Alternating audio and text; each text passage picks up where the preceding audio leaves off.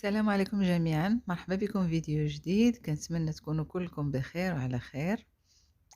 وحنا في هاد الليالي في هاد البرد. فكرت انني نشارك معكم طريقتي في تحضير الحسوه ديال البلبوله الشعير.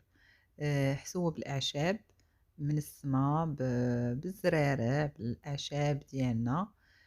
كتجي زوينه صحيه، كتقوي كتدفي، هي ديال هاد البرد هذا.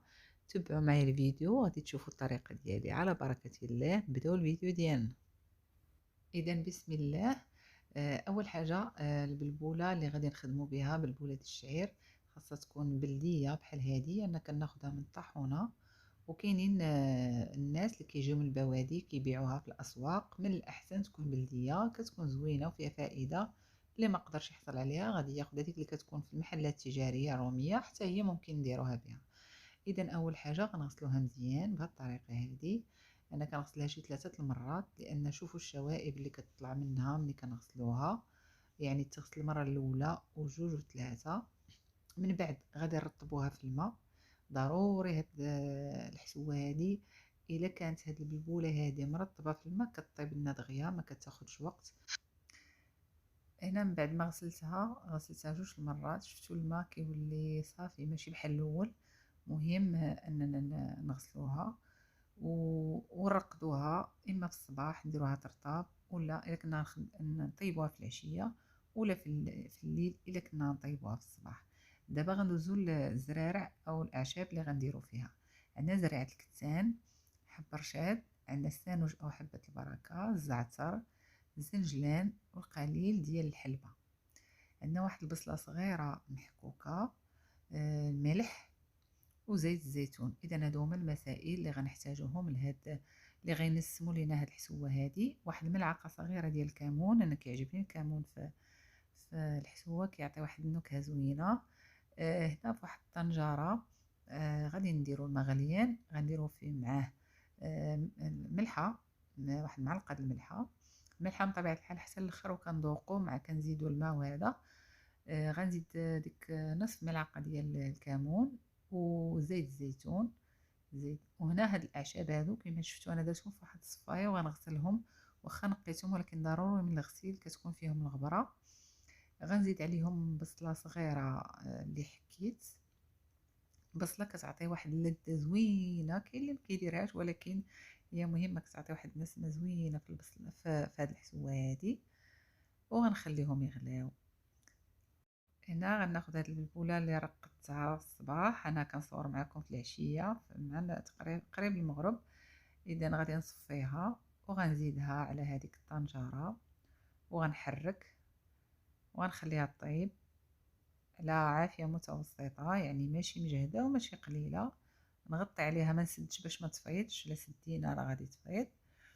ونبقى هكا طريقه تقليديه ديال الحسوه، مره مره نطلع عليها ونحركها وهي كطيب حتى كنحسوا بها بدات كتغلي مزيان وكطيب.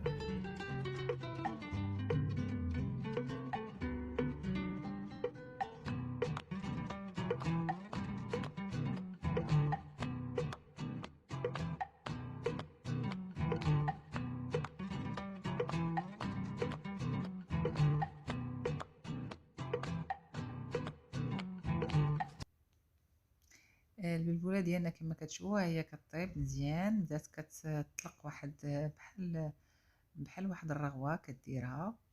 هنا كنحسوا بها ان بدات كتطلق هذاك دوك المكونات اللي فيها. ضروري بطبيعه الحال مره مره نغطيو ونحلو نشوفو. شفتوا كيفاش كتطلق هاد الرغوه هادي؟ هنا كتبان لنا انها كطيب مزيان. نحركو. انا الصراحه ما كنحيدش هذيك لان هي فيها الالياف. كنعرفوا ان الشعير فيه الالياف بزاف، يعني هذاك الشيء اللي كيخرج منا كله كنخليه فيها باش نستافدوا منها. هي مفيده، الشعير مفيد للذات، مفيد للمناعه. كنبقى غير نحرك نحرك حتى كتوصل لهاد النتيجه هذه. يعني كنحسوا بها انها طابت، علكات، ولات ملبه بواحد الطريقه. ديك الرغوه اللي كانت قبيله هي ما بقاش، لان عطيتها الوقت طابت اكثر من القياس. هذا هو المضمون وهذا هو المطلوب، يعني اننا نخليو ليها الوقت فين طيب. صافي. وكنبقى دائما نحرك حتى كنحس بها، كنمسها بيدي ولا كنذوق شويه. من طبيعه الحال الملحه راه كما قلت لكم كنذوقوها على حساب الذوق.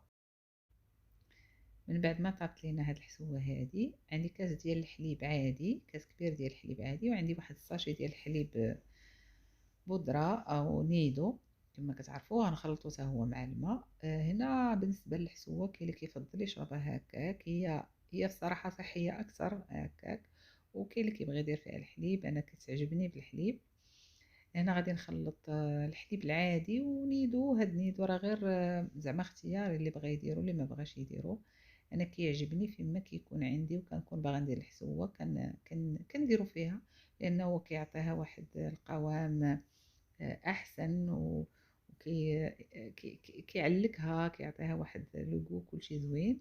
صافي هنا غادي نجيب هذاك الحليب، غادي نخوي فوق هذيك الحسوه. هنا ما طفيتش عليها بصفه نهائيه، نقص مزيان على ما نزيد الحليب وعلى ما ينسجم عاد غادي نطفي عليها.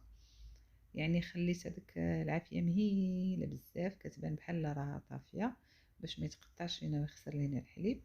صافي هي اصلا سخونه بزاف، غادي غير نحركوها ينسجم هذاك الحليب وهذاك نيدو، ونقدموها بالصحه والراحه.